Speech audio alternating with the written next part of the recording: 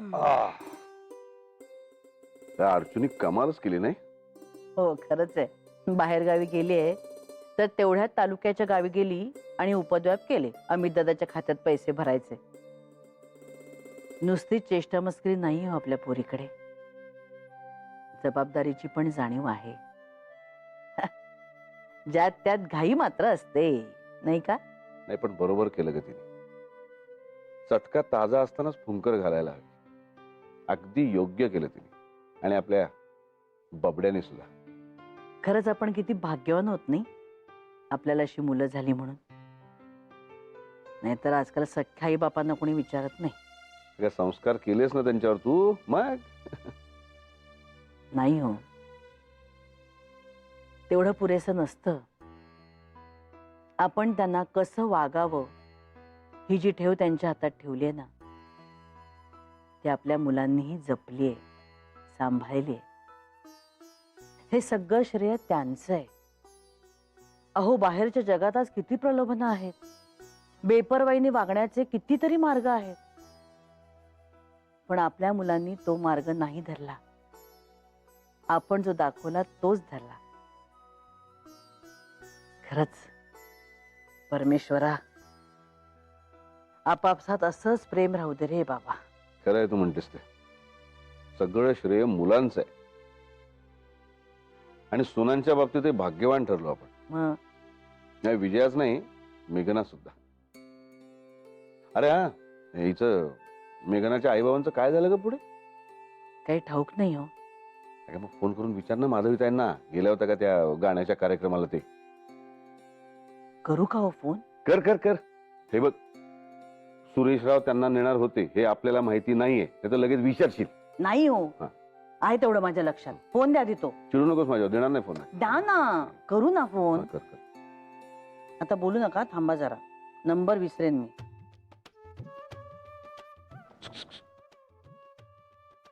बोलू नका, लागलाय फोन.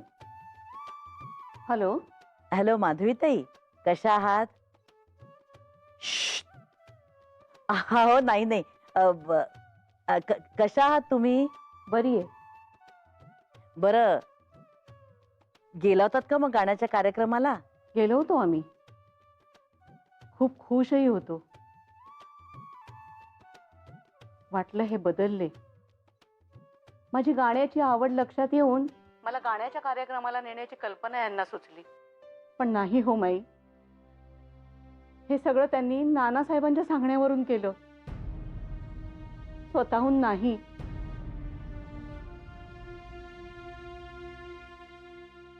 माधवीताई, नाही माई. अहो तुम्ही सगळी माणसं खरेपणाचा आग्रह धरणारी आहात. मग तुम्ही असं कसं केलं हो? हे जे काही वागत होते ना, ते आपणहून नाही, ह्याच जास्त दुःख होतंय मला. हे असं खोटं खोटं नातं जोडून देण्यात काय अर्थ आहे माई? हे चांगलं नाही केलं हो तुम्ही. ठेवते मी. जरा काय ग, काय झालं? हा, सुरेशराव तुमच्या सांगण्यावरून वागतायत हे कळलंय माधवीताईंना. आणि त्यामुळे त्या खूप अपसेट झाल्यात हो. आमचं नातं तुम्ही असं खोटं खोटं का जुळून देण्याचा प्रयत्न करताय असं म्हणाल्या त्या.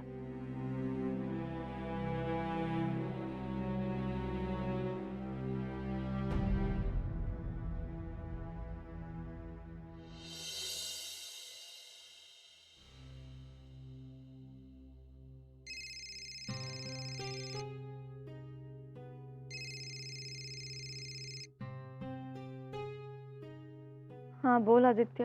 अरे हा मेघना, आमच्या ऑफिस मधला तो निमेश आहे ना, तो गरब्याला बोलवत होता. आज लास्ट डे आहे ना गरब्याचा, जाऊया आपण? नाही म्हणजे जाऊच या. काय ग, काय झालं? तू गप्प काय? नाही रे आदित्य, आई खूप अपसेट झालीये. का, काय झालं? आईला कळलं की तिला बागेत फिरायला नेण्याचं, गाण्याच्या कार्यक्रमाला नेण्याचं नानांनी बाबांना सुचवलं होतं म्हणून. बाबांना स्वतःहून नव्हतं सुचलं. अरे पण तिला कसं कळलं? तू सांगितलंस का? अरे नाही रे, बाबांनी स्वतःच सांगितलं. आदित्य, त्यात हसण्यासारखं काय आहे? Sorry sorry sorry sorry. अगं ठीक आहे ना, आपण समजूत काढूया आईची. काय सांगणार आहोत, कसं सांगणार आहोत? ऑलरेडी सगळा घोळ झालाय. माईंनी फोन केला होता आईला हे विचारायला की गाण्याच्या कार्यक्रमाला गेला होतात की नाही. तर आईने सांगितलं माईंना, तुम्ही असं करायला नको होतं. बाबांना स्वतःहून जर हे सगळं सुचलं नसेल तर काहीच अर्थ नाहीये त्याला. पण ठीक आहे, होईल ग सगळं सॉल्व. तू टेन्शन नको घेऊ. काय टेन्शन नको घेऊ, टेन्शन येणारच ना रे मला. निमेशला काय सांगू गरब्याचं? सांग की मयुरीची परीक्षा आहे, मला नाही येता येणार. ठीक आहे, नाही एकटाच जातो. तसंही एकट्यानेच खेळायचा असतो ना गरबा. Thank you, bye. ए आदित्य,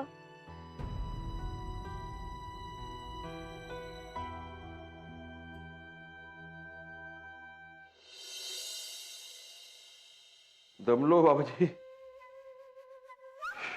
4 बादल्या भरून कपडे धुतले बाबाजी. त्यातले 3 बादले तर बाहेर बाल्कनीत वाळत घातले कपडे मी. आता हे कुठे घालू? इथे तर काय तारा मारता येणार नाहीये. तरी माधवी नेहमी म्हणायच्या, अहो जरा जास्तीच्या तारा मारून घ्या, कपडे आपले जास्ती असतात. मी कधी ऐकलं नाही हो त्यांचं.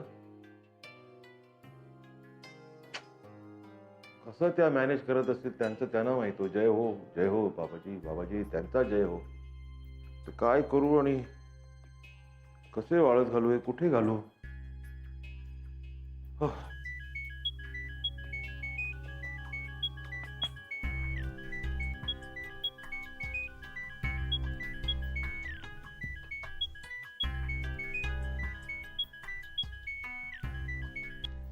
नानासाहेब जय हो, जय हो. माफ करा नानासाहेब, म्हणजे फोन उचलायला थोडा वेळ लागला.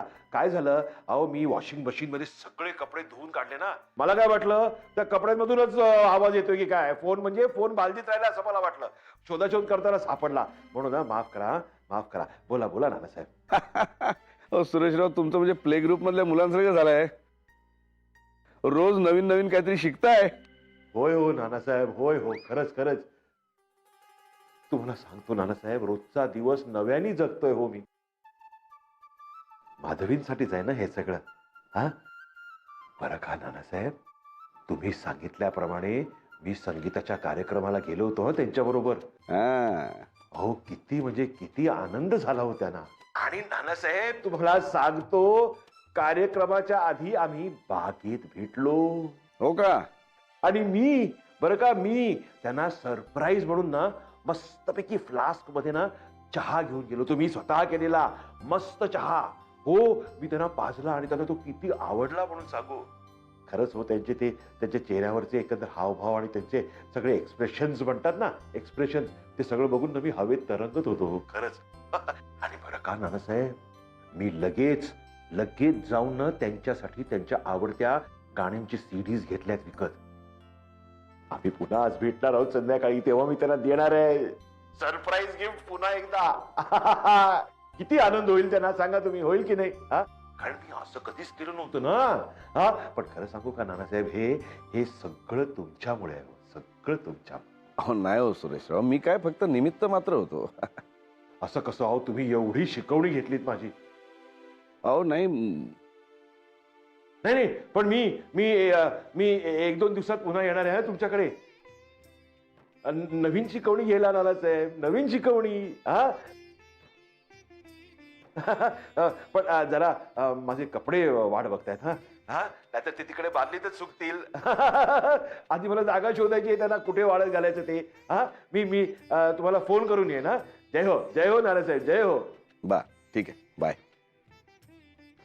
मेघना, विजया, मी बाहेर जाऊन येते ग. ए मेघना. काय हो माई? काही नाही, मी बाहेर जाऊन येते, विजयला हे सांग. हा अगं पण मेघना, कुठे जातेस ते सांगून जा म्हणा आम्हाला. स्वतःचाच रूल आहे ना. का रूल फक्त इतरांसाठी? विचार विचार. हे बघ मेघना, मी आधी स्वतः नियम पाळते आणि मगच दुसऱ्यांना घालते. हं? मी तुझ्या आईकडे जाऊन येते. हं? आईकडे? कशाला? नंतर सांगते मी तुला मेघना. अगं पण मेघना, पैसे बिसे घेतलेस का? आणि छत्री कोण घेणार? ऊन केवढं आहे बाहेर. हे बघ मेघना, मी उन्हात करपायला नाजूकणार नाहीये आणि पैसे घेतलेत. रिक्षाने जाणार, रिक्षाने येणार. हवे कशाला ती छत्री? बरं, आता तू मला जाऊ देणार आहेस का मेघना? का इथेच अडकवून ठेवणार आहेस तू मेघना? छे छे मेघना, तू अगदी मुक्त आहेस बरं. हं. कोणी अडकवत नाही तुला. तू अगदी स्वतंत्र, स्वायत्त, स्वयंपूर्ण आहेस. जा. जातेच आहे मी मेघना. मेघना, आपण लवकर ये परत. बघूया.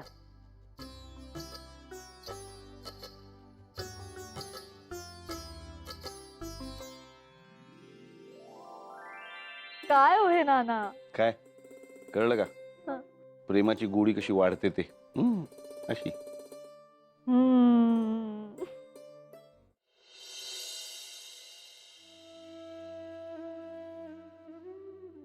माधवीताई, अशा का तुम्ही बसल्यात एकट्याच? आणि हे काय, दरवाजा उघडा आहे? मीनाताई पण नाहीयेत का घरात? माई तुम्ही? सॉरी हा, तुम्हाला अचानक बघून धक्काच बसला हो मला. राहावे ना म्हणून आले हो. नाही म्हणजे मला असं वाटलं की तुमच्या मनात आमच्याबद्दल कुठेतरी राग आहे. नाही हो माई, कसं शक्य आहे? तुम्ही बसा ना. मी बसा, घेते, बसा. मी घेते. मी पाणी घेऊन येते. बसा. आले नाही.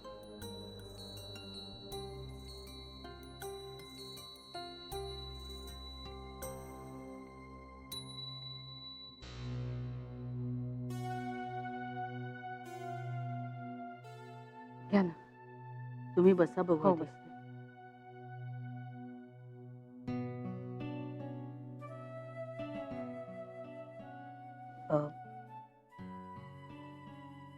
माधवीताई, फोनवर आपलं बोलणं झालं त्यावरून मला असं वाटलं की तुम्ही आणि सुरेश रावांनी एकत्र यावं.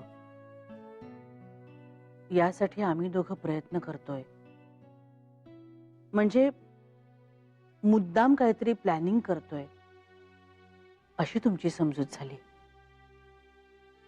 आणि ते तुम्हाला अजिबात आवडत नाहीये. माई प्लीज, माझ्या तोंडून काही जर कमी जास्त गेलं असेल तर राग मानू नका हो. मला तुम्ही खूप जवळच्या आहात आणि नुसत्या जवळच्याच नाही तर तुम्ही मला आदर्श वाटता. म्हणूनच माझ्या मनातली प्रत्येक गोष्ट मी तुमच्याशी बोलते. विशेषतः आत्ता माझ्या आयुष्यात जे काही चाललंय ना, त्याची सुरुवात तुमच्याच घरामधून झाली. अनेक वर्ष माझ्या मनावर जे दडपण होतं ना, ते झुगारून मी मोकळा श्वास घेते माई. तो फक्त तुमच्या सपोर्टमुळेच. पण त्यामुळेच मेघना मला म्हणाली बाबा बदललेत आणि स्वतःही हे माझ्याशी बोलले मी बदललोय. म्हणून मी 2 वेळा त्यांना भेटले.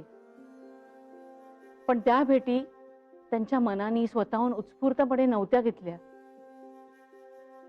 नानासाहेबांच्या सांगण्यामुळेच या भेटी झाल्या होत्या हे ऐकून खचले हो मी. हे असं जबरदस्तीने जुळवलेलं नातं किती काळ टिकणार? हा तर जुलमाचा रामराम झाला ना माई. माधवीताई, तुम्हाला सुरेश रावांना भेटल्यावर खरंच असं वाटलं की हा जुलमाचा रामराम आहे म्हणून? नाही माधवीताई, तसं अजिबात नाहीये. तुमच्या बरोबरचं नातं नव्याने जुळावं आणि तेही तुम्हाला हवं तसं. असं जर सुरेश रावांना मनापासून वाटत नसतं ना, तर मी तुमचं म्हणणं मान्य केलं असतं. पण माधवीताई, तसं नाहीये. मग तेव्हा आपण म्हटलं असतं की ह्या तुमच्या भेटी जुलमाच्या रामराम आहेत म्हणून. पण देवा शपथ सांगते माधवीताई, तुम्ही घरी परत यावं. त्यांच्या हातून ज्या काही चुका घडल्यात त्या सुधाराव्यात. असं त्यांना मनापासून वाटतंय, पण ते घडवून कसं आणायचं हे मात्र त्यांना उमजत नव्हतं. माधवीताई, मी माधवींसाठी काय करू, त्यांची माफी कशी मागू, त्यांना आनंदी कसं ठेवू, हे ते वारंवार विचारत होते हो आम्हाला. आणि त्यांना फक्त मार्ग सुचवण्याचं काम नानांनी केलं एवढंच. पण इच्छा मात्र सुरेश रावांचीच होती आणि असते. पण तरीही जर तुम्हाला त्रास झाला असेल ना माधवीताई, तर मी तुमची माफी मागते. नाही नाही माई, प्लीज असं बोलून लाजावू नका हो. काय आहे ना, माझं मन खूप हळवं झालंय हो. त्यामुळे ह्यांच्या आत्ताच्या रूपावर विश्वास ठेवून जर मी परत घरी गेले आणि हे परत पहिल्यासारखं माझ्याशी वागले तर काय, असंच वाटतंय हो.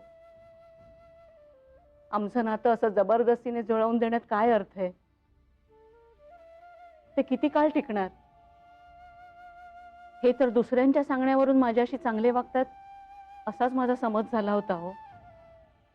त्यामुळे निराश होऊन फोन केला मी तुम्हाला, रागावून नाही. लहानपणापासून घाबरून दबूनच राहिलीये मी. त्यामुळे ना फक्त मी बोलत काय बसलीये माई, मी तुमच्यासाठी चहा करून आणते. हा, राहू देव माधवीताई, चहा काय नंतर सुद्धा घेऊ आपण. पण तुमच्या मनात जी खळबळ उडाली आहे ना, ती आधी मोकळी करून टाका तुम्ही सगळे. बोलणारच आहे, पण आधी चहा घेऊन येते मी तुमच्यासाठी. आलेच.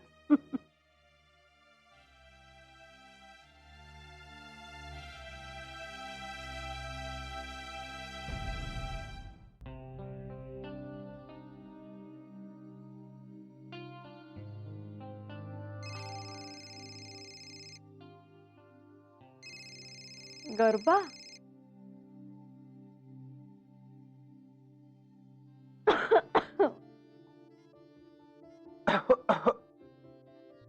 हम्म.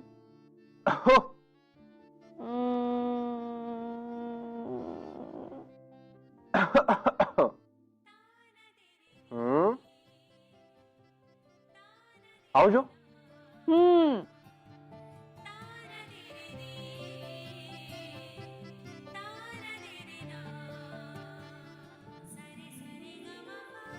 आवजो म्हणे.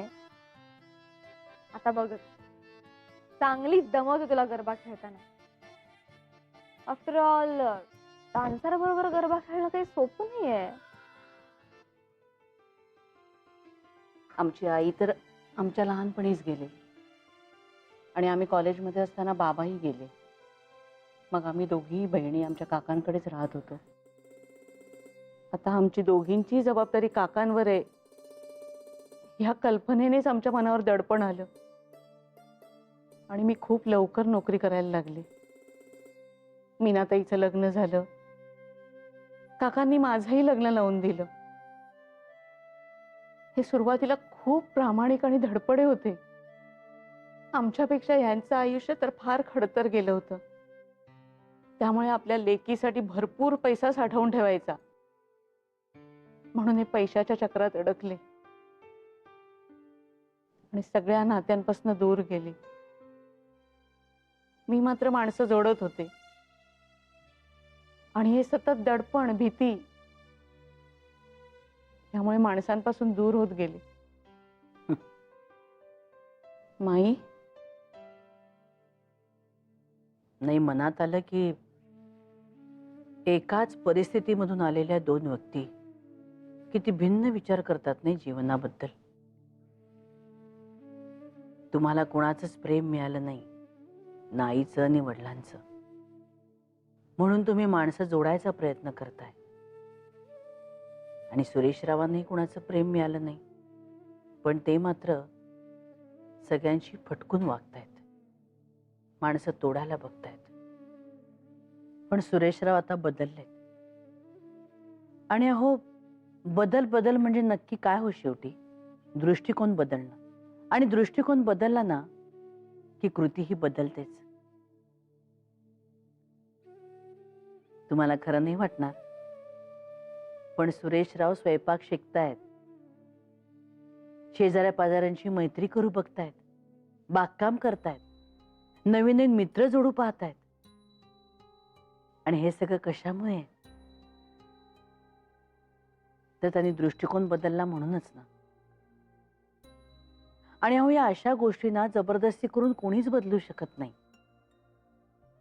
सुरेशरावांची जर इच्छा नसती तर ते बदललेच नसते. आणि आम्ही कितीही सुरेशरावांना सांगितलं असतं ना, तरी त्यांच्या इच्छेविरुद्ध हे घडलंच नसतं. पण तुम्ही त्यांच्यापासून दूर गेल्यावर मात्र त्यांना तुमची खरी किंमत कळली आहे. आपलं काय चुकतंय, कुठे चुकतंय हे त्यांना हळूहळू उमजायला लागलंय माधवीताई. आणि ते खरंच मनापासून खूप प्रयत्न करतायत. आम्ही फक्त त्यांना थोडीशी दिशा दाखवली, मार्ग दाखवलाय, इतकंच.